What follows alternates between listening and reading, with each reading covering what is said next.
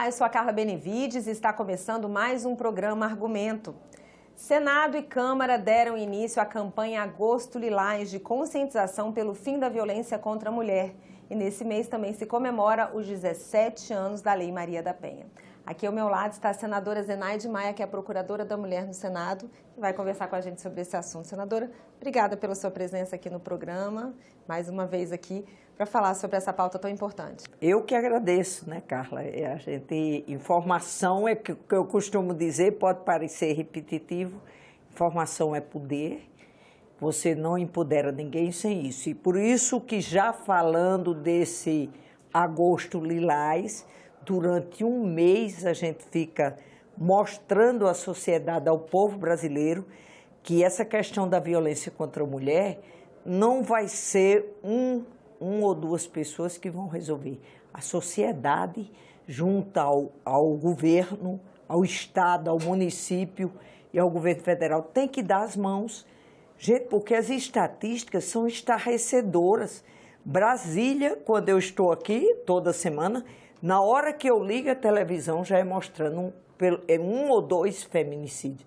Aliás, está em primeiro lugar no Brasil e Mato Grosso, aqui vizinho, em segundo lugar.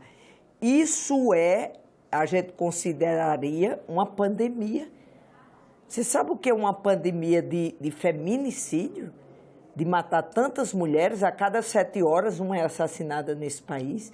E a gente sabe que precisa de políticas preventivas, mas nós precisamos de políticas que eu diria como médica aqui, emergencial.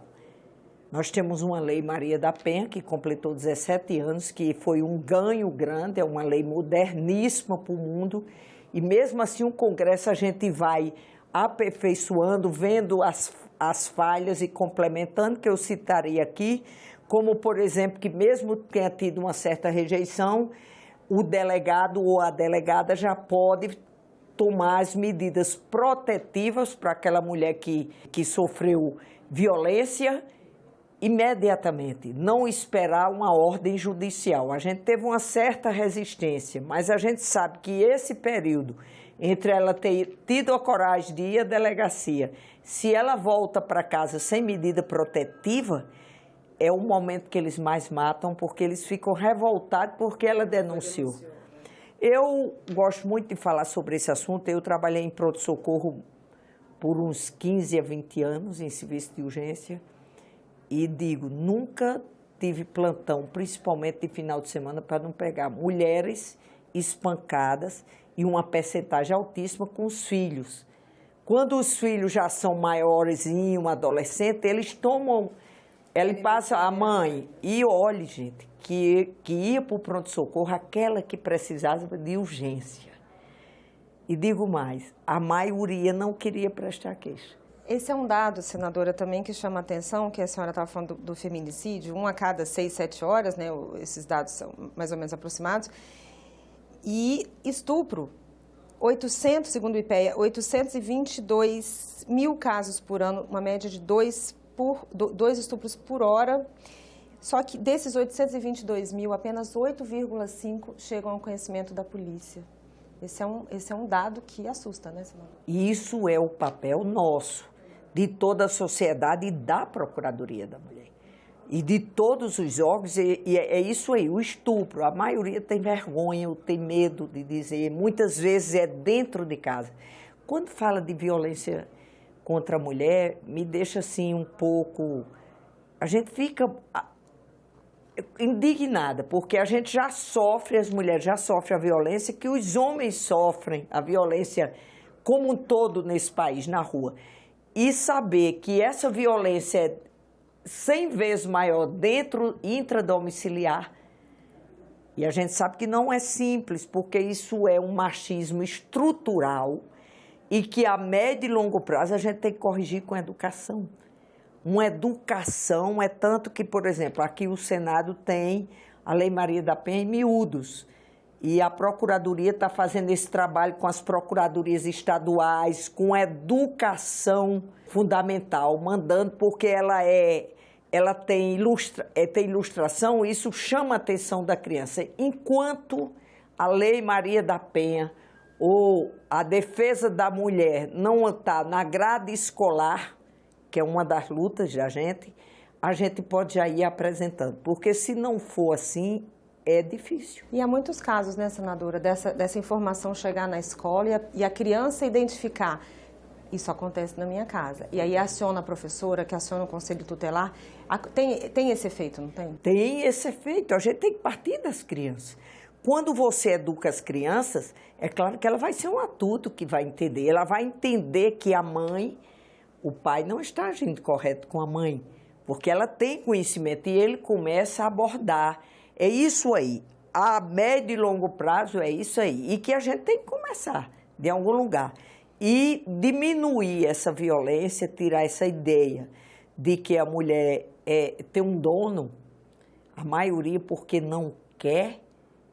E agora que eu aprovei não poder usar a legítima defesa da honra, aquilo ali era um absurdo. E eu presenciei como estudante, via que ele matava, não, mas porque ele era apaixonado, ela não queria, matou por amor. Pelo menos eu queria dizer o seguinte: eu lembro aqui de Rui Barbosa, que agora, como a gente está vendo muita educação, eu digo, eu vou dar uma olhada em Rui Barbosa, que era um cara era, né, o águia de aia, como a gente diz, e ele mostrava o seguinte: não tinha dúvida que essa preocupação da mídia em dar visibilidade, mostrar, você está sofrendo um assédio moral, um assédio sexual, e muitas vezes elas não tinham esse diagnóstico, porque não tinha uma referência. Então, na hora que você dá visibilidade a isso, eu vejo a propaganda mostrando que isso é isso, começa olhando suas redes sociais, aquela propaganda é importante. E eu lendo o Rui Barbosa, vi algo que me lembrei de vocês aqui. Ele diz assim: a liberdade sem a imprensa é como a inteligência sem a palavra, ou a vontade, mas sem o fazer.